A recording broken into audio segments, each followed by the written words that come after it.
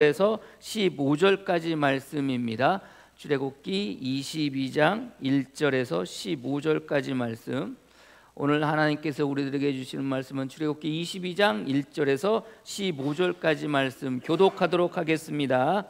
사람이 소나 양을 도둑질하여 잡거나 팔면 그는 소 한 마리에 소 5마리로 갚고 양 한 마리에 양 4마리로 갚을지니라.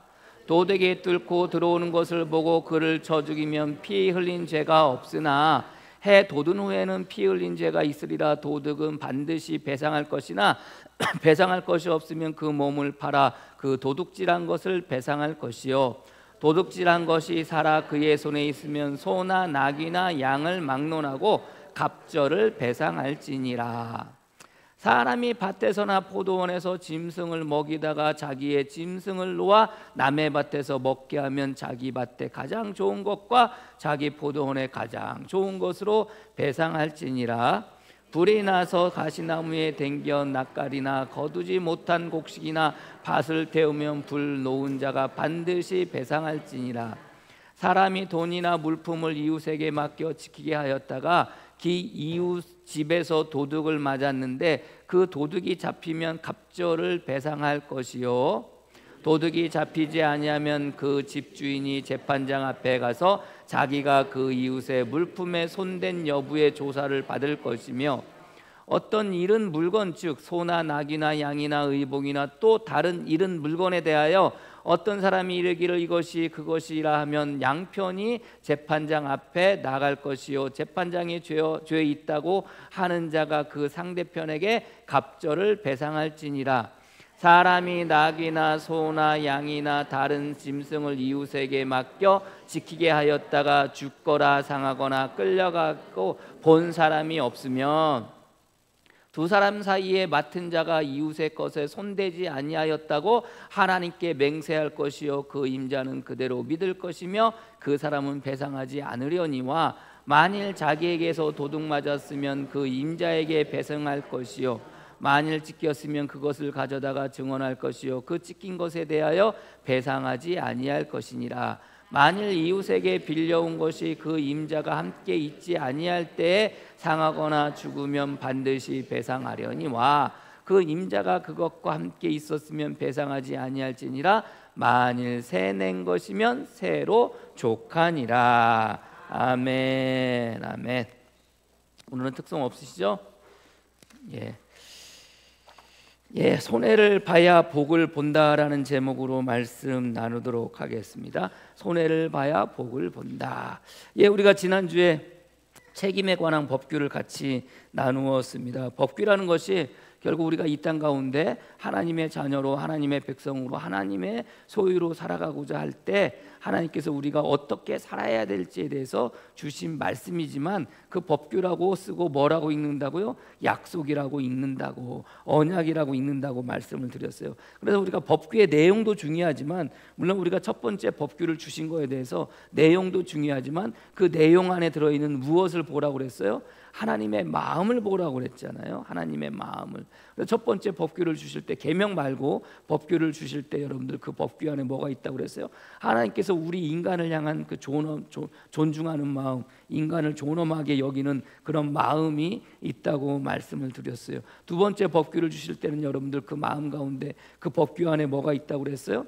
하나님께서 우리를 향한 뭐예요? 공의의 마음, 공의로운 마음, 모든 사람을 공평하게 대하시는 그런 마음, 잘할 때나 못할 때나, 잘하면 잘한 대로, 못하면 못하는 대로 동일하게 우리를 향한 그 대하시는 마음이 변함이 없으시다고 하는 그 공의의 마음을 우리가 같이 나누었어요. 세 번째, 우리가 지난주에 나눌 때는 여러분들 뭐라고 그랬어요? 책임에 관한 법규라고 그랬잖아요. 책임에 관한 법규이지만 주인이 어떤 일에 대해서 책임을 다하는 것도 중요하지만, 중요한 것은 하나님께서 우리를 뭐 하신다는 거예요? 책임져 주신다는 거라고 그랬잖아요. 그래서 동일하게 그 법규를 주실 때는 그 법규 안의 마음은, 하나님의 마음은, 하나님께서 우리를 책임져 주시는구나. 오늘 성경은 여러분들 배상에 관한 법규입니다. 그럼 이 배상에 관한 법규를 통해서, 그럼 이 배상에 관한 법규 안에 들어있는 하나님의 마음은 무엇입니까? 그 밑에 깔려있는 하나님의 마음은 무엇일까? 그 마음을 오늘 성경을 통해서 같이 나누어 보고자 합니다. 법규의 내용들을 보면 이게 좀 오늘날 우리에게 필요한 말씀일까? 필요한 법규일까? 생각이 되어질지 모르겠지만 그냥 내용 간단히 볼게요. 22절에 보면은 22장 1절에 보면 사람이 소나 양을 도둑질하여 잡거나 팔면 그 소 한 마리에 소 5마리로 갚고 양 한 마리에 양 4마리로 갚을지니라. 아니, 똑같은 가축인데 여러분들 소는 5마리고 양은 왜 4마리예요? 왜 그래요, 여러분들? 아니, 소 5마리면 양도 5마리거나 양이 4마리면 소도 4마리거나 그래야지. 소는 5마리로 배상을 하고요. 양은 4마리로 배상을 하라는 거예요. 양을 도둑질하거나 잡고서 팔아서 만약에 들키게 되었을 경우에는 소는 5마리, 양은 4마리. 왜 그럴까요, 여러분들? 그때 당시에는요, 여전히 소가 뭐한 거예요? 귀한 거예요. 소가 값진 거예요. 그럼 여러분들 도둑 맞은 사람 입장에서는 여러분들 이 소를 도둑 맞은 거하고 양을 도둑 맞은 거하고 여러분들 어느 게 더 마음이 크겠어요? 소를 도둑 맞은 마음이 더 크잖아요. 그러니까 하나님께서 그들에게 이제 법규를 주실 때 소를 도둑 맞은 사람의 마음을 뭐 하는 거예요? 헤아려 보시는 거예요. 그래서 소를 도둑 맞을 때는 5마리로 갚는 것이고 양을 도둑 맞았을 때는 4마리로 갚는 거예요. 그러니까 어떻게 보면 귀하면 귀할수록 뭐예요? 그 배상하고 보상하는 것이 더 많아지는 거예요. 많아지는 거예요. 그 말씀하고 계시는 거예요. 그리고 쭉 나옵니다, 여러분들. 뭐 2절에 도둑이 뚫고 들어온 것을 보고 그를 쳐 죽이면 피 흘린 죄가 없으려니 해돋는 후에 피 흘린 죄가 있으리라. 이 이야기는 뭐냐면 밤에 도둑이 들어왔어. 여러분들 밤에 도둑이 들어왔으면 어떻게 해야 돼요? 도둑을 안 맞으려고, 내가 도둑을 안 맞으려고 여러분들 자기 방어를 할 거 아닙니까? 방어를 할 거 아닙니까? 방어를 하다가 어떻게 도둑을 죽였네? 더 이상 여러분들 그 도둑 죽인 거에 대해서 여러분들 죄를 묻지 않겠다는 거예요. 근데 낮에 도둑이 들어오는 걸 봤어. 낮에 도둑이 들어오는 것을 보고 그 도둑을 죽였네? 그럼 뭐 하겠다는 거예요? 도둑을 죽인 거에 대해서 뭐예요? 죄를 묻겠다는 거예요. 죄를 물어야 된다는 거예요. 왜요? 낮에는 얼마든지, 밤에는 모르고 부지불식간에 여러분들 도둑이 들어왔으니까 여러분들 나도 모르게 막 행동할 수 있잖아요. 여러분 전혀 생각지도 않은 상황에서 도둑이 들어왔으니까 내가 방어를 하다 보니까 여러분들 그저 집에 주위에 집히는 거 막 가지고 막 때리고 뭐하고 하다 보니까 도둑이 죽을 수도 있는데 밤에는, 근데 낮에는 뭐예요? 낮에는 얼마든지 뭐 할 수 있어요? 방어할 수 있어요. 그리고 내가 그것을 보고서 도둑이 들어오는 것을 보면서 얼마든지 내가 뭐 할 수 있어요? 방어할 수 있고 상대방의 세를 가하지 않고도 뭐 할 수 있는 거예요? 내가 나 자신을 지킬 수 있다고 본 거예요. 그러니까 밤에 사람을 도둑이 들어왔을 때 도둑을 죽이게 되면 피를 더 이상 묻지 않아요. 근데 낮에 도둑이 들어왔을 때 그 도둑을 죽이게 되면은 그 핏값을 물게 한다는 거예요. 어떻게 보면 이 과정 속에서 여러분들 가만히 보면은 하나님도 참, 아니 그냥 같은 도둑질인데, 같은 도둑놈인데 낮에 들어오나 밤에 들어오나 똑같이 대해서 여러분들 그냥 똑같이 죽여버려야 되는 거 아닙니까? 근데 하나님은 그것을 나누어서 이렇게 말씀을 하고 계시는 거예요. 그게 뭐예요? 하나님의 무슨 마음이에요? 어떻게 보면 봐줄 건 봐주라는 거예요. 봐줄 건 봐주라는 거예요. 그럼 여러분들 쭉 보시면 아시겠지만 도둑질한 것이 살아있으면 그의 손에 있으면 소나 나귀나 양을 막느라고 갑절로 배상할 것이나, 그러니까 2배로 배상하라는 거예요. 만약에 내가 도둑질을 했어, 근데 걸렸네? 작물을 내가 가지고 있어, 그럼 뭐 하라는 거예요? 2배로 갚으라는 거예요. 아니 여러분들, 우리들 생각으로 그냥 도둑질했으면 어떻게 해요? 그거 그냥 물어내면 끝 아닙니까? 솔직히 내가 양 한 마리를 데리고 왔어, 내가 걸렸네? 그럼 여러분 주인한테 그 양을 돌려주시면 끝난다고 생각을 해요. 근데 여러분들 주님은 뭐래요? 양을 한 마리 도둑질해 왔어, 걸렸네? 그럼 어떻게 해요? 양 2마리를 줘야 돼요. 양 2마리를 줘야 돼요. 왜 그래요, 여러분들? 뭘 생각하는 거예요? 도둑질을 당한 사람의 마음을 생각하는 거예요. 아니 양 한 마리 도둑질 받아서 다시 찾았긴 찾았는데 그 마음은 뭐예요? 이미 상심하고 이미 힘들고 힘이 어려웠을 거 아닙니까? 찾았다는 기쁨도 있기도 하겠지만 도둑 맞았을 때 그 마음이 있을 거 아니에요? 그 상심한 마음이 있을 거 아니에요? 그 마음을 뭐 하는 거예요? 하나님은 배상하는 거예요. 2배로 갑절로 해서 배상하라는 이야기예요. 그 이야기가 쭉 나오는 겁니다. 그래서 뭐 사람이 밭에서 포도원에서 짐승을 먹이다가 자기 짐승을 놓아 남의 밭에 먹게 하면 자기의 밭은 가장 좋은 것과 자기의 포도원에서 가장 좋은 것으로 배상할지니라. 배상할 것이 없으면 뭐 어떻게 하라고 그래요? 자기 몸을 팔아서라도 배상하라고 그렇게 이야기를 해요. 여러분들 배상하는 것도 그렇지만 배상 받는 사람도, 여러분들 하나님은 배상 받는 사람도 마음도 헤아리고 배상해 주는 사람의 마음도 헤아리고 계시다는 것을 여러분들이 아시길 바랍니다. 놀랍게도요, 성경을 보면은 법규들이 쭉 나오고 율법들이 쭉 나와요. 근데 이 율법이나 법규나 계명이나 이것을 어겼을 때 여러분들, 특별히 법규를 어겼을 때 여러분들 무엇인가를 배상하는 것으로 끝나요. 아니면 죽거나, 굉장히 어떻게 보면은 그 뭐라 그래야 되나요? 이렇게 단호하기도 하고 그렇긴 하지만, 근데 여러분들 감옥에 가두는 건 또 없어요. 양을 훔쳤다가 걸렸으면 뭐 해야 돼요? 뭐 30일 동안 감옥에 가두어 두어라, 우리의 가두, 이런 거는 없어요. 놀랍게도 성경에 보면은요, 법규를 어겼을 때 돌로 맞아 죽거나 아니면 배상하거나 그 정도만 있는 거지, 이 사람을 데려다가 어디 우리 안에 가르거나 어디 뭐 이렇게 가두어 가지고 자유를 박탈당하거나 이런 거는 성경에 나와 있지 않아요. 놀랍게도, 이상하게. 아무튼 근데 그 이야기는 뭐예요? 하나님께서는 여전히 뭘 하고 있는 거예요? 그들을 향한 뭘 이야기하는 거예요? 존중하는 마음이 있는 거예요. 도둑한 사람이, 도둑질한 사람이나 도둑질을 당한 사람이나 그들을 향한 하나님의 마음은 여전히 뭐 하는 거예요? 그들을 향한 하나님의 마음은 여전히 긍휼의 마음을 그들을 바라보고 계시다는 것을 여러분들이 믿으시기를 바랍니다. 그래서 아무튼 누군가가 또 이제 누군가가 뭐 이때 당시에도 그랬나 봐요. 어디를 가게 되면 그 자기의 물건을 누구한테 맡기나 봐요. 예? 맡겼나 봐요. 맡겼을 때 그 내가 맡은 물건이 도둑 맞았을 때 이게 문제가 생기는 거 아닙니까? 만약에 여러분들이 어디를 가는데 누가, 여러분들의 친구가 어디를 가는데 여러분들한테 물건을 맡겼어요. 예? 여러분들에게 무슨 다이아 반지랑 뭐 보물이랑 뭐 이런 거, 그러고 그 내 집 좀 잘 받아고 열쇠를 주고 여러분들 갔어요. 어디를 갔어요? 여행을 갔어요. 근데 여러분들 그 집을 잘 보고 있다가 여러분들 도둑을 맞았네? 그럼 어떻게 해야 돼요, 여러분들? 도둑을 맞았어요. 양을 2마리 도둑 맞고 소를 1마리 도둑 맞았어요. 그럼 어떻게 해야 돼요? 내가 친구가 나한테 맡기고 간 거에 대해서 여러분들 어떻게 해야 됩니까? 여러분들 도둑을 맞았으면 배상을 해야 될까요? 말아야 될까요? 해야 돼요? 말아야 돼요? 이게 오늘 본문의 말씀이에요. 배상을 해야 돼요? 근데 그 맡은 거에 대해서 내가 지키고 있다가 도둑을 맞으면 내가 배상을 해야 돼요. 근데 지키고 있지 않고 그 맞은 거에 대해서 지키고 있었음에도 불구하고 불가항력적으로 도둑을 맞았을 때는 뭐 하라는 거예요? 배상하지 않아도 돼요. 그랬을 때 어떻게 하면 돼요? 재판장을 찾아가서 재판장이 판결해 주는 대로 하면 되거나, 아니면은 정말로 억울해, 재판장도 그렇게 하지 않고 막 그래요, 정말로 억울해, 그랬을 경우에 뭐 하라는 거예요? 하나님께 맹세하라는 거예요. 아니야, 내가 가져가지 않았어, 뭐 양 1마리를 잊어버렸어요. 근데 주인이 돌아와서 생각할 때는, 친구가 돌아와서 그 양을 누가 가져갔다고 생각을 해요? 솔직히 네가 가져갔잖아, 그거 아닙니까 여러분들? 내가 너한테 맡겼는데 이게 없어지면 여러분들 누구 책임을 져? 네가 가져간 거 아니야? 여러분들 목욕탕 가면, 요즘은 여러분들 일동에 온천 가면 여러분들 그런 거 없지만, 온천이 망해가지고 가지도 않지만, 온천 가면 뭐가 있습니까 여러분들? 항상 붙어 있는 게 그 탈의실, 여러분들 그 위에 그 벽에 붙어 있는 게 뭐예요? 귀증품은 뭐예요? 책임지지 않는다. 그럼 뭐 하라는 거예요? 카운트에 맡기라는 거예요. 근데 놀랍게도 예전에 여러분들 한번 그런 적이 나와 있어요. 뉴스가 나온 적이 있어요. 카운트에 롤렉스 시계를 맡겼네? 잊어버렸어요 여러분들. 그러면 그 롤렉스 시계를 잊어버렸으면 누가 책임을 져야 돼요?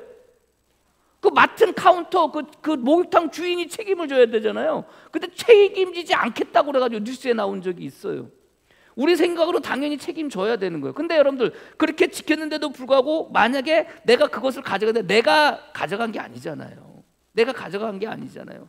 근데 사람들 생각은 그걸 누가 가져갔다고 생각하래요? 카운터 주인이 가져갔다고 생각하니까 뭐가 생겨요? 분쟁이 생기는 거죠. 그러는 거 아닙니까? 근데 분명한 것은 내가 안 가져갔어. 내가 지킨다고 지켰는데, 어떻게 했는데 불가학적으로 누군가가 이걸 가져갔어. 그럼 주인은 책임을 져야 될까요? 안 져야 될까요? 져야 돼요? 안 져야 돼요? 안 져도 되나요? 책임을 져야죠. 오늘 책임 안 집니까? 책임을 져요. 여러분들 목욕탕 가가지고 여러분들 비싼 시계를 카운터에 맡겼어. 이게 없어졌어. 그럼 여러분들 카운터 주인이 누가 가져갔네? 난 몰라요. 그러면 여러분들 당신은 책임 안 져도 됩니다 라고 이렇게 해요? 아니죠. 이거 가가지고 책임지라고 내 그 시계 달라는 거 아닙니까? 시계 달라는 거 아니에요. 당연히 시계 줘야 되잖아요. 책임을 져야 되는 거예요. 근데 주인의 입장에서 내가 안 가져갔는데, 저 사람이 나한테 시계를 맡겼어. 근데 내가 안 가져갔어. 이게 없어졌어. 그럼 이거에 대한 책임을 내가 져야 된다면 나는 뭐예요? 억울하잖아요. 이게 뭐 가격이 적으면 괜찮은데 1,000만 원짜리야. 예? 1,000만 원짜리. 근데 이게 내가 가지고 있다가 이게 없어졌어. 그럼 여러분들, 내가 이거 손댄 게 아니야, 내가 가져간 게 아니야. 그럼 나는 뭘 하게 생겼어요? 1,000만 원을 물어주게 생겼잖아요. 근데 내가 가져간 게 아니야. 내가 가져가지 않은 게 확실해. 그럼 어떻게 하라는 거예요? 오늘 성경은 하나님께 맹세하라는 거예요. 하나님께 맹세하라는 거예요. 하나님께 맹세해서 내가 안 가져갔어. 나 하나님을 두고 맹세하는데, 나 하나님을 두고 맹세하는데 내가 안 가져갔어. 하나님, 제가 안 가져갔어요. 제가 안 가져갔어요. 이거 억울해서 어떡합니까? 제가 안 가져갔어요 라고 하면 여러분들 뭐 하라는 거예요? 그 배상을 물지 말라는 거예요. 배상을 물지 말라는 거예요. 그게 오늘 본문의 말씀이거든요. 그럼 여러분 생각해 보세요. 그럼 그 시계를 잃어버린 사람은 어디 가서 책임을 물어요? 이 잃어버린 1,000만 원 이거 어디 가서 이걸 해결할 겁니까? 잊어버렸는데, 1,000만 원짜리 시계를 잊어버렸는데, 주인은 나 몰라라 하고 있는데, 자기가 안 가져갔다고 하는데, 어쩔 수 없이 도둑 맞았다고 하는데, 하나님께 맹세, 내가 하나님께 두고 맹세하는데 내가 그거 안 가져갔어 라고 이야기 안 하면 뭐 하라는 거예요? 책임을 묻지 말라는 거예요. 그게 오늘 본문의 말씀 아닙니까? 뭐예요? 10절 이하에 사람이 낙이나 소나 양이나 다른 짐승을 이웃에게 맡겨 지키게 하였다가 죽거나 상하거나 끌려가도 본 사람이 없으면 두 사람 사이에 맡은 자가 이웃의 것에 손대지 아니하였다고 여호와께 맹세할 것이요 그 임자는 그대로 믿을 것이며 그 사람은 배상하지 아니하려니와. 이런 법이 어디 있어요? 억울하지 않습니까? 근데 여러분들, 여기에 뭐가 있어요? 여기에 하나님의 은혜가 있는 거예요. 여기 하나님의 은혜가 있는 거예요. 내가 맡겼어. 귀한 걸 맡겼어. 근데 이 사람이 잊어버렸네? 근데 이 사람이 손을 댄 게 아니야. 누군가가 가져갔어. 가져갔다고 할 때 나는 내 입장에서는 그 손해를 배상받아야 되잖아요. 근데 이 사람이 하나님 앞에서 맹세하는데 내가 그거에 손대지 않았어. 누군가가 가져갔다라고 이야기하면 나는 뭐 해야 되는 거예요? 그래, 알았어. 물어주지 않아도 돼. 내가 손해볼게. 이거예요.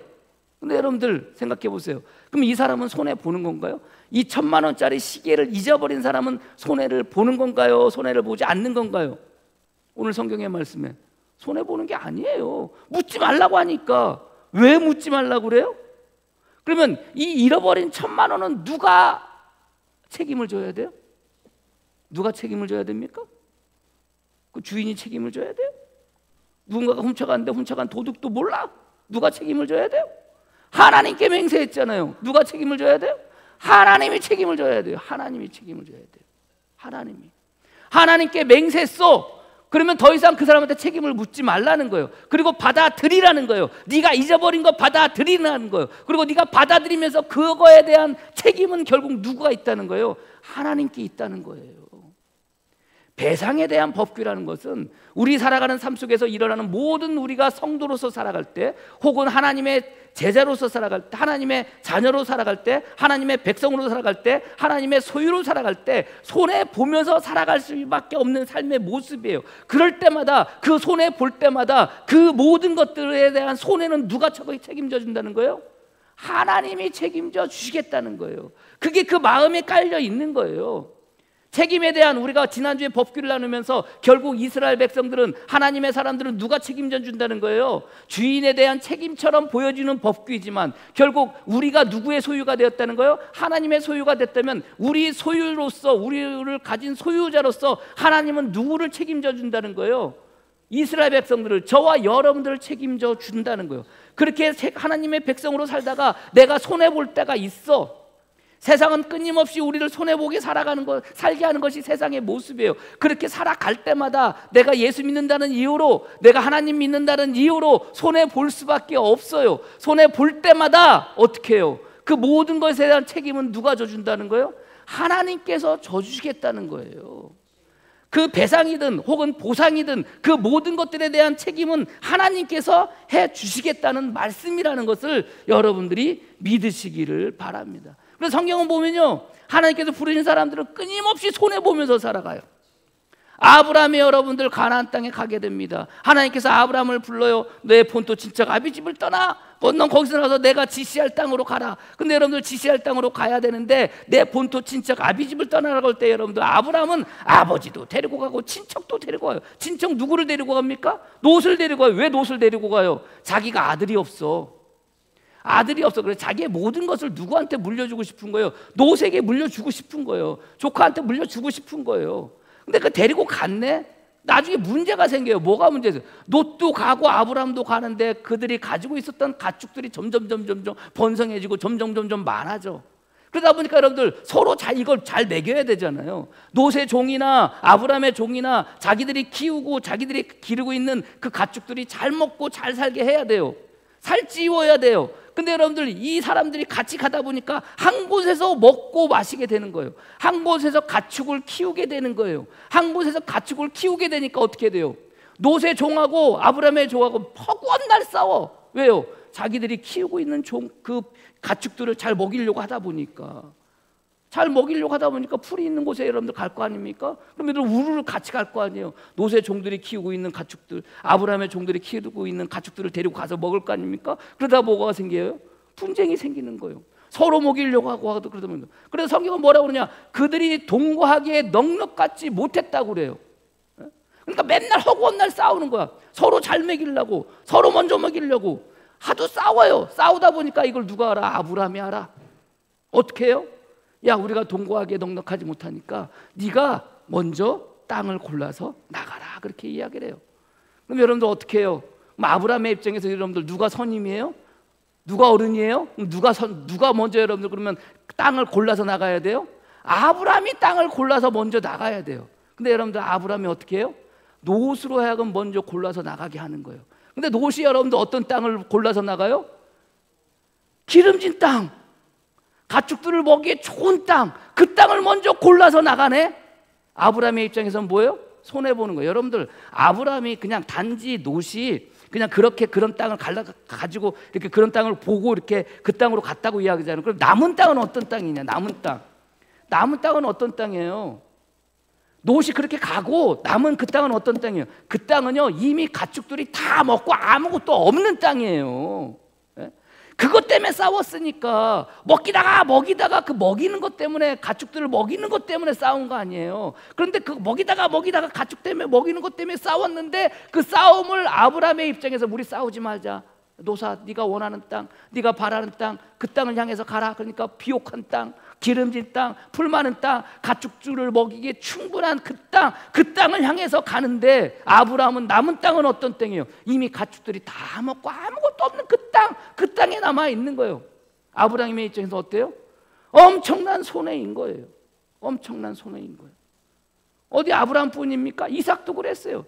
이삭이 여러분들 하나님의 은혜로 말미암아 축복을 받아서 여러분들 잘 먹고 잘 살게 되어져요. 근데 그럴 때 여러분들 그 이삭이 여러분들 우물을 파게 됩니다. 우물을 파게 될 때 여러분들 우물을 팠을 그때 그 우물을 가지고 있는데 여러분들 블레셋 사람들이 이삭을 시기를 해요. 왜요? 잘 먹고 잘 살게 되니까. 우물을 또 가지고 있으니까. 당시에 여러분들 팔레스타인에서 우물을 가지고 있다는 게 얼마나 큰 여러분들 혜택입니까? 그러니까 블레셋 사람들이 시기해가지고요 그 이삭의 우물에 가가지고 우물을 메어버려요. 그리고 이삭을 쫓아내요. 이삭이 쫓아낼 때마다 쫓겨나는 그곳에서 뭐래요? 우물을 파요. 우물을 파는데 놀랍게도 우물이 계속 나오네. 물이 나올 때마다 사람들이 와가지고 그 땅 사람들이 와가지고 이삭을 쫓아내요. 우물을 빼앗고 이삭을 쫓아내요. 우물을 빼앗고 이삭을 쫓아내요. 우물을 빼앗고 이삭을 쫓아내요. 계속해서 여러분들 그렇게 쫓겨나는 삶을 누가 살아요? 이삭이 살아요. 이삭의 입장에 보면 뭐예요? 손해보면서 사는 거예요. 손해보면서 사는 거예요. 그 삶을 손해보면서 사는 거예요. 자기가 가지고 있는 재산에 대한 손해를 보면서 살아갔던 사람이 누구예요? 아브라함이기도 하고 이삭이기도 하고요.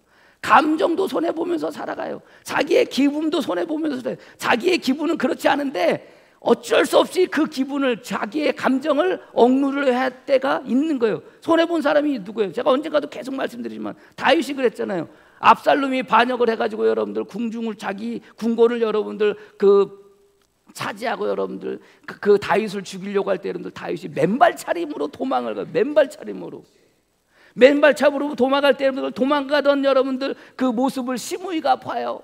그 뭐라고 그래? 저놈 죽어도 싸다. 저놈 죽어도 싸다. 다윗 왕 보고 그래요. 저놈 죽어도 싸다. 저놈 죽어도 싸다. 당장에 죽어라. 당장에. 왜 그래요? 시므이는 여러분들 어디 사람이에요? 베냐민 사람이에요. 사울 왕이었잖아요. 사울 왕이 신하였어요, 여러분들. 근데 사울 왕이 죽었잖아요. 요나단이 죽었잖아요. 그리고 다윗이 왕위에 올랐잖아요. 시므이 베냐민 지파였던 사람이 여러분들 다윗을 볼 때마다 얼마나 기분이 나쁘고 얼마나 힘들고 얼마나 어렵겠어요. 근데 여러분들 쌤통 같은 일이 생긴 거야. 아들이 반역을 해가지고 여러분들 다윗이 양국에서 나와가지고 여러분들 맨발 차림으로 도망을 가네. 그 모습을 보고 얼마나 마음에 희열을 느꼈습니까? 저놈 잘됐다. 저놈 욕을 하면서 당장에 죽어라. 잘됐다 그래요. 그때 여러분들 다윗의 신하가 와서 저놈 저거 어떡합니까? 저 개만도 못한 저 시므이 우리가 죽일까요? 내가 죽일까요? 그러니까 뭐라고 그래요? 다윗이 내버려둬라. 내 아들도 나한테 그러는데 저놈은 오죽이나 하겠냐? 내버려둬라. 뭐예요? 감정을 손해보는 거예요. 누가? 다윗이. 하나님의 사람은요 끊임없이 살아가는 삶 속에서 뭐예요? 손해보면서 살아갈 수밖에 없어요. 그럼 여러분들 그 손해볼 때마다 그것은 여러분들 그 손해에 대한 배상은 어떡합니까? 어떻게 해요?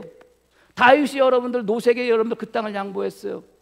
노시 지나가고 난 다음에 여러분들 다윗이 노시 가고 난 다음에 아브라함에게 나타나실 때 하나님께서 아브라함을 부를 때 그때 여러분들 어떻게 했다고 그래요? 아브라함이 고개를 들어 그렇게 고개를 들어. 얼마나 힘들고 얼마나 어렵고 얼마나 실망스러웠으면 여러분들 절망 가운데 있었으면 고개 숙이고 여러분들 그러고 있었겠습니까? 근데 그때 하나님께서 여러분들 아브라함을 불러주실 때 고개를 들어보았다고 그래요. 예? 그때 봤다고 그래요. 여러분들 그때 어떡합니까? 손해봐가지고 힘들어요. 아예 노시 다 지나가고 난 자리에 이제 먹을 거 자기들 가축 먹일 것이 없는 그때 얼마나 힘들고 얼마나 어렵겠습니까? 손해봤는데. 근데 여러분들 그 손해봤던 그 삶의 모습을 여러분들 누가 책임져 주신다고요? 하나님이 책임져 주세요. 하나님께서 아브라함에게 나타났어요. 그리고 뭐라고 그래요? 야 네가 고개를 들어 동서남북을 다 봐. 갈 수 있는 데까지 가봐. 그 땅을 뭐 하겠다? 너에게 주겠다. 네가 지금은 손해보는 것 같아? 네가 지금 손해보고 어려운 것 같아? 아니야. 그거 내가 책임져 줄게. 내가 책임져 줄게. 이삭도 마찬가지예요. 우물 파면 빼앗기고 우물 파면 빼앗기고 우물 파면 빼앗겨요. 그럴 때마다 여러분들 마음이 얼마나 힘들고 얼마나 어려웠겠어요. 창세기 26장 23절 29절 이삭이 거기서부터 부하엘 설바로 올라갔더니 그 밤에 여호와께서 그에게 나타나시되 나는 내 아버지 아브라함의 하나님이니 두려워하지 말라. 내 종 아브라함을 위하여 내가 너와 함께 있어 내게 복을 주어 내 자손이 번성하게 하리라 하신지라. 이삭이 그곳에 제단을 쌓고 아브라함의 이름 부르기 거기 장막을 쳤더니 이삭의 종들이 거기서도 우물을 팠더라. 그래서 그때 여러분들 아비멜렉 사람들이 와요. 이제는요 또 우물을 팠잖아요. 어떻게 해야 돼요? 뺏어야 되잖아요. 뺏질 못하는 거예요. 두려운 거예요. 왜 두려워요? 아니 저놈 가가지고 우물 파면 빼앗고 우물 파면 빼앗고 쫓아내고 그러는데 아니 가는 곳곳마다 우물을 파네. 그리고 가는 곳곳마다 우물을 파면 물이 나와? 물이 나오는 걸 끊는 것이 아니라 더욱더 번성하고 더욱더 부유해지는 거네. 그 모습을 보니까 어떻게 해요? 두려운 거예요. 아비멜렉이 그 친구와 아수락과 군대장관 비골과 더불어 그날에서부터 이삭에게로 온지라. 이삭이 그들에게 이르되 너희가 나를 미워하여 나에게 떠나기를 하였기에 어찌하여 내게 왔느냐. 이게 여러분들 이삭의 감정이에요. 갈 때마다 나를 미워해가지고 니네들 그랬잖아. 근데 왜 나를 지금 찾아와? 왜 지금 찾아와? 그럼 여러분들 그 입장에서 여러분들 이삭의 입장에서 그렇게 찾아온 그 여러분들 아비멜렉과 그의 친구들 그의 장군들 어떻게 돼요? 그 자리에서 나 같으면 그냥. 근데 그렇게 하지 않아요. 야 네가 너희들이 나를 미워해가지고 나를 쫓아냈잖아. 근데 왜 나를 찾아왔어? 그럴 때 여러분들 그 사람들이 뭐라고 그래요? 그들이 이르되 여호와께서 너와 함께 하심을 우리가 분명히 보았으므로 우리 사이 곧 우리와 너 사이에 맹세하여 너희의 계약을 맺으리라 말하였노라. 불러일으키는 감정이 왜 없었겠어요? 이삭의 마음에. 그러나 그 감정을 손해보는 거예요. 너는 우리를 해하지 말라. 이는 우리가 너를 범하지 아니하고 선한 일만 내게 행하여 내가 평안히 가게 하였음이라. 이제 너는 여호와께 복을 받은 자니라. 손해 보고 살아가요? 손해 볼 때마다 뭐예요? 그 손해는 누가 책임져 주시는 거예요? 하나님이 책임져 주시는 거예요. 감정의 손해를 받던 다윗, 여러분들 모든 것이 평정이 되고 압살롬 죽고 난 다음에 여러분들 다시 왕궁으로 귀환할 때 여러분들 어떻게 했다고 그랬어요? 시므이와 여러분들 뒤에서 맨날 숨어가지고 여러분들 다윗을 욕하고 안티 다윗들이 여러분들 100명의 그 베냐민 지파 사람들이 여러분들 어떻게 했어요? 다윗 앞에 여러분들 와가지고 무릎을 꿇고 절을 하면서 여러분들 다윗 왕이시여 다윗 왕이시여 그렇게 했다고 그랬잖아요. 숨어있던 사람들, 안티 다윗이었던 사람들, 안티 다윗이었던 사람들, 끊임없이 모반하려고 했던 사람들, 끊임없이 다윗을 배반하려고 했던 사람들, 그 사람들이 여러분들 어떻게 해요? 다윗 앞에 떳떳하게 나타나는 거예요. 감정을 손해봤더니 하나님께서 그 감정이 뭐예요? 갑절로 뭐 하시는 거예요? 배상하시는 거예요. 보상하시는 거예요. 보상의 법규라는 게, 배상의 법규라는 게 그런 거예요. 하나님께서 우리를 보상하신다는 거예요. 하나님께서 우리가 살아가는 삶 속에서 끊임없이 하나님의 자녀로, 하나님의 소유된 자로, 하나님의 백성으로 살아갈 때마다 우리는 손해볼 수밖에 없지만 그 손해를 누가 배상하시는 거예요? 하나님께서 보상하시는 거예요. 가장 값진 것을 주님 앞에 드렸을 때 그 값진 것에 대한 손해는 누가? 하나님께서. 몇 배로? 5배로. 귀한 거면 귀한 걸수록 뭐 하시는 거예요? 배상하시고 보상하시는 거예요. 이게 오늘 본문의 말씀이고 하나님의 마음이라는 것을 여러분들이 믿으시기를 바랍니다. 여러분들 솔직히 우리가 살아가는 것들 우리는 끊임없이 손해보면서 사는 거 아니신가요? 오늘 우리 예수 믿는다고 여러분들 우리가 얼마나 손해봐요. 여러분들 오늘 예수 믿는다고 오늘 이 시간, 이 한 시간도 여러분들 뭐 하시는 거예요? 솔직히 손해보고 사시는 거예요. 여러분들 그냥 나가셔가지고 여러분들 하고 싶은 거 그냥 하셔도 돼요. 이 한 시간. 근데 이 한 시간, 이 중요한 시간 굳이 교회에 나와서 여러분들 예배 드리잖아요. 예배 드리는 시간이 겉으로는 그렇게 볼지 모르겠지만 우리들 입장에서는 뭐 하는 거예요? 손해보는 시간인 거예요. 그것만 해요? 여러분들 그냥 나오셨어요? 헌금 가지고 나오셨잖아요. 물질 가지고 나오셨잖아요. 그 물질 뭐 하는 거예요? 솔직히 여러분들 입장에서 손해보는 거예요. 손해보는 거, 내는 거잖아요. 손해보는 거예요. 왜 손해를 봐야 돼요? 그 손해보는 거에 대해서 누가 책임져 주시는 거예요? 하나님께서 책임져 주시는 거예요. 이스라엘 백성들이 여러분들 그들의 삶 속에 시간도 손해봐요. 해안길로 가면 바로 가나안 땅에 일주일이면 들어갔다고 그랬어요. 근데 하나님은 그 해안길로 가지 아니하게 하시고 삥 돌아가게 했다고 그랬잖아요. 왜요? 해안길로 가게 되면 그들이 전쟁을 한 번도 해보지 않아서 해안길에 살고 있는 사람들에게 뭐 할 수 있으니까? 죽을 수 있으니까. 겉으로는 시간을 손해보는 것 같지만 돌이켜보면 그 시간 손해보는 가운데 하나님께서 뭐 하시는 거예요? 갑절로 더하여 주시는 거예요. 우리의 신앙의 삶이라는 게 그래요. 예수 믿고 살아가서 여러분들 얼마나 손해볼 때가 많아요. 신앙생활에서 여러분들 살아가면서 여러분들 얼마나 손해볼 때가 많아요. 그러나 그 손해볼 때마다 뭐 하라는 거예요?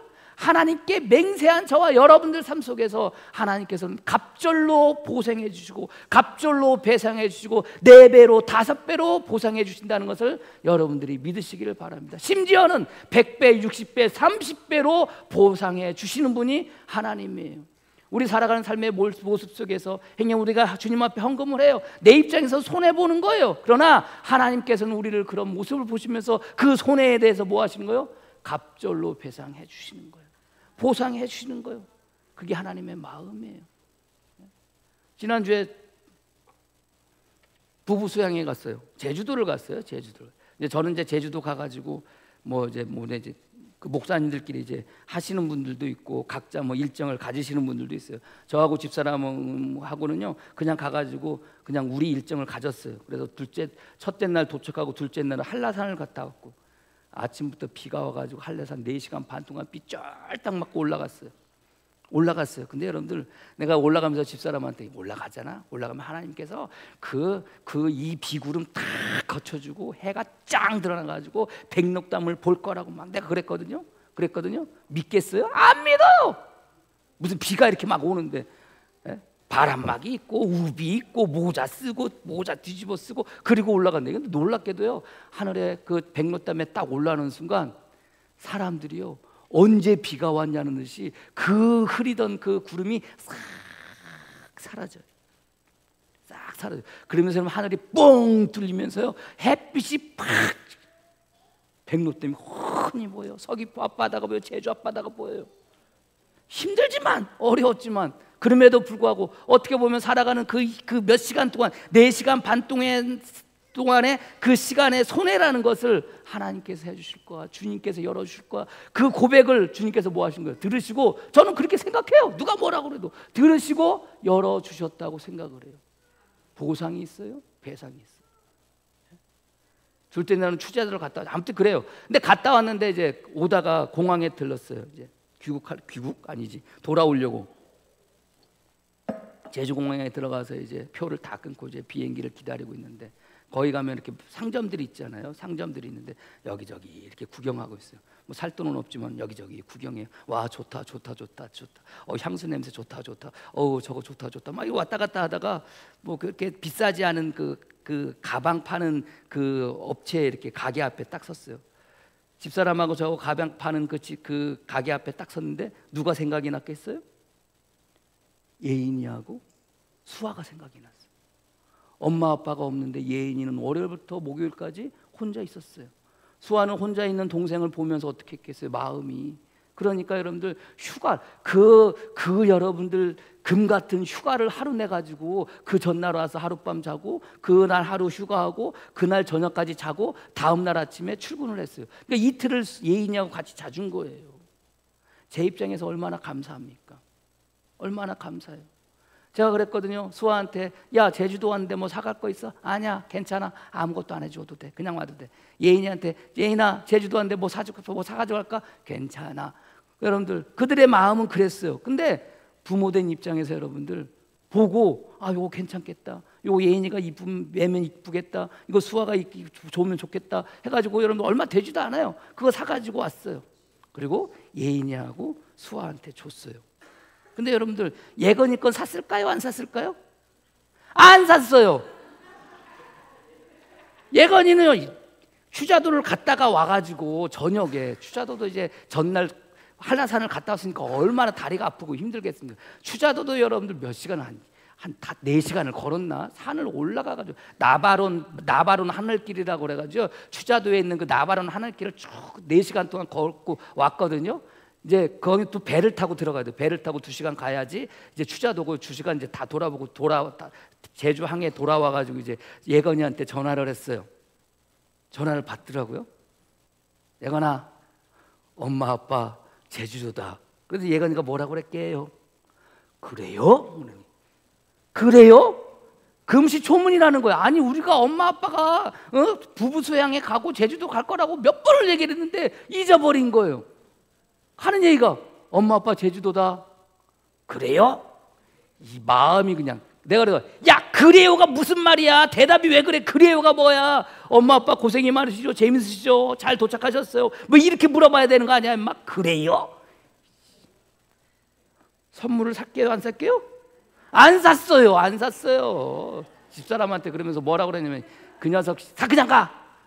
저는 그래도 마음에 살까? 그러니까 그냥 가. 그래, 집사람이 그냥 가. 그럼 뭐라고 그러냐? 혹시라도 나중에 용돈이라도 달라고 하면 그때 주면 된다는 거예요. 그리고 예건이 건 안 사요. 예건이가 예배를 좀 볼지 모르겠지만 예건이 거 안 사고 그냥 왔어요. 예인이 거하고 수아 거만 사가지고 왔어요.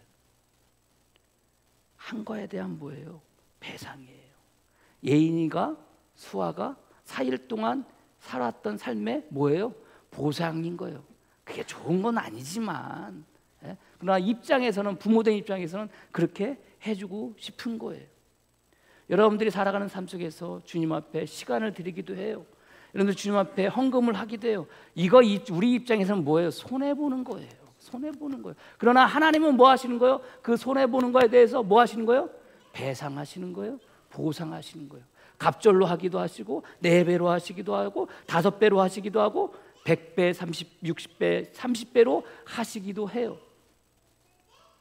지난주에 여러분들 건축헌금 다 하셨어요. 얼마나 감사한지 몰라요. 건축헌금 하셔가지고 빚잔치 끝냈어요. 빚잔치 끝냈는데도 불구하고 돈이 한 400만 원 정도가 남았어요. 건축헌금이라는 이름으로 하셨잖아요. 이것을 어떻게 해야 되나? 어떻게 해야 되나? 그래서 마음 가운데, 여러분들 교육관 가보시면 아시겠지만 교육관의 페인트가 다 벗겨져 가지고 너덜너덜해요. 그래서 외벽 공사 해야겠다. 잘 됐다. 이 정도면 어떻게 해가지고 뭐 하겠지 하고 생각을 하고 있는데 제주도 갔잖아요. 제주도 갔더니 생전 가서 한 번도 보질 않았어요. 그 목사님. 근데 이 포천에서 목회하시다가 제주도에 내려간 분이 계세요. 이분을 어떻게 해서 만났네? 만났는데 본인 건축하는 얘기를 하는 거예요. 거기는요 월세 개념이 아니라 연세 개념이래요. 상가 건물을 얻어서 예배를 드리는데 1년에 1,500만 원 연세가 나간다는 거예요. 1,500만 원. 와. 1,500만 원. 근데 그것도 월세는 뭐 130만 원씩 월로 주지만 제주도는 연세 개념이라서 한 번에 줘야 된다는 거예요.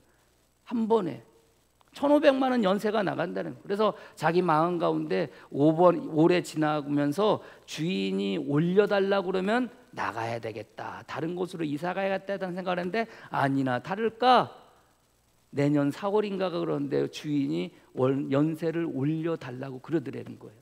나가야 되겠구나. 그래서 교인들을 모아놓고 얘기를 했대요. 그랬더니 교인들 가운데 하나가 그러면 목사님 우리 이사 가죠 하면서 자기 땅 300평을 헌금 기증을 한 거예요. 교회. 제주도에서 300평이면 어느 정도 우리 명몇 권사님 부동산 하시니까 제주도에서 300평이면 어느 정도 가격이겠어요. 여러분들 생각을 해보세요. 땅이 왔어요. 그랬더니만 하겠다고 하니까 어떤 성도님은 2천만 원 헌금하고 어떤 성도님은 1,000만 원 헌금하고 어떤 성도님도 1,000만 원 4천만 원을 가지고 건축을 하고 아니 만났는데 마음 어렵게 마음 힘들게 그 얘기를 저한테 하는 거예요. 왜 나한테 그런 얘기를 해? 드는 생각이 자꾸 머릿속에 뭐가 생각나요? 빚잔치 끝나고 남은 그 400만 원이 자꾸 생각이 나. 자꾸 생각이 나. 아 주님 이건 아니잖아요. 이건 아니잖아요. 그러면서 목사님이 100만 원씩 500구자를 하겠다는 거예요. 그래서 5억이 모이면은 건축을 하겠다는 거예요. 속으로요. 내가 한 구자만 할게. 한 구자만 할게. 속으로만 생각하고 말았어요. 왜요? 말하면 어떻게 해야 돼요? 100만 원 헌금해야 되잖아요. 절대 그래 말하라고 그냥 왔어요. 하겠다고 소리도 안 하고 속으로 해야 될까 말해야 될까? 왜 400만 원이 남았을까? 빚잔치로 딱 끝냈어야 되는데 왜 하나님은 400만 원을 남게 했을까? 아, 나 그 돈으로 우리 교육관 외벽 공사해야 되는데 이런 마음을 가지고 있었는데 왔잖아요. 왔는데요. 이분이 자기도 없는데 귤을 조그만 한 박스를 보냈어. 아 승질이 확 나는 거예요. 차라리 보내지 말든지 전화했어요. 귤 잘 받았어요. 그랬더니 뭐라 그러냐면 아유 오셨는데 대접도 못하고 그래서 생각나서 보냈다고. 알았다고 내가 귤값 보내겠다고 그랬어요. 드는 생각은 뭔지 아세요? 여러분들이 헌금하셨잖아요. 건축 헌금이라고 하셨어요. 제가 여러분들에게 할 수 있는 보상이라는 것은 없어요. 그저 기도하는 것뿐이에요. 근데 드는 마음이 뭐였냐면 그래 우리 교인들이 헌금한 것 가운데 그래 일부지만 그 100만 원 그 한 계좌 우리가 그 교회 건축하는 데로 보내면 여러분들이 헌금한 그 건축 헌금은 뭐가 되는 거예요? 그 교회 어떻게 보면 지등이 될 수도 있고 전등이 될 수도 있고 강단이 될 수도 있고 지붕이 될 수도 있고 창문이 될 수도 있고 그런 거 아닙니까? 나중에 여러분들이 혹시라도 제주도 갔을 때 제주 베델교회거든요. 여러분들 혹시라도 갔을 때 제주 베델 감리교회를 혹시라도 지나갈 때 그것을 여러분들이 보실 때마다 여러분들 마음 가운데 주시는 보상은 뭐예요? 야 저기 내가 헌금했는데 저 창문이 내가 헌금한 걸 됐네? 저 기둥이 내가 헌금한 것으로 됐네? 저 지붕이 내가 헌금한 것으로 됐네? 이게 여러분들 제가 여러분들에게 드릴 수 있는 보상이라고 생각을 했어요. 없어요. 저도 어떻게 보면 100만 원 하면 손해 보는 거예요. 그렇지 않습니까? 외벽 공사해야 되는데 저 어떻게 해야 될지 모르겠지만 돈도 없는데 더 많이 들어갈지도 모르는데 적게 들어가면 감사하지만 그러나 마음 가운데 가지는 생각은 내가 할 수 있는 것 제가 여러분들 헌금한 여러분들 위해서 할 수 있는 건 뭘까? 그게 제가 여러분들에게 할 수 있는 기도와 더불어 보상이라고 생각을 해요. 저도 그럴진데 하나님은 오죽하시겠습니까? 하나님은 오죽하시겠습니까? 갑절로 끝나겠습니까? 4배로 끝나겠습니까? 5배로 끝나겠습니까? 100배, 60배, 30배 우리 삶 가운데 내가 예수 믿어 손해보는 모든 삶의 그 손해에서 하나님은 갑절로 혹은 100배, 60배, 30배로 여러분들에게 갚아주신다는 것을 여러분들이 믿으시기를 바랍니다. 그것이 우리에게 주시는 이 법궤에 대한 하나님의 마음인 것을 여러분들이 믿으시고 그 마음 가운데 살아가시는 저와 여러분이 되어지기를 주님의 이름으로 간절히 축복합니다. 기도하겠습니다. 하나님 감사합니다. 참 예수 믿고 살아가면서 손아볼 때가 얼마나 많이 있습니까? 그 누가 책임져 주겠습니까? 세상이 책임져 주겠습니까? 그 사람이 책임져 주겠습니까? 그러나 하나님께 맹세한 우리에게 하나님께서 책임져 주심을 믿고 살아갑니다. 때로는 우리의 감정을 손해볼 때도 있고, 때로는 우리의 물질을 손해볼 때도 있고, 때로는 우리의 시간을 손해볼 때도 있습니다. 그러나 그럴 때마다 그 손해를 볼 때마다 그 손해와 더불어 우리에게 주시는 주님의 축복을 보게 하여 주시옵소서. 손해를 감수할 때마다 축복을 누릴 수 있는 복된 성도들 되어주게 주님 역사하여 주시옵소서. 예수님의 이름으로 기도합니다. 아멘.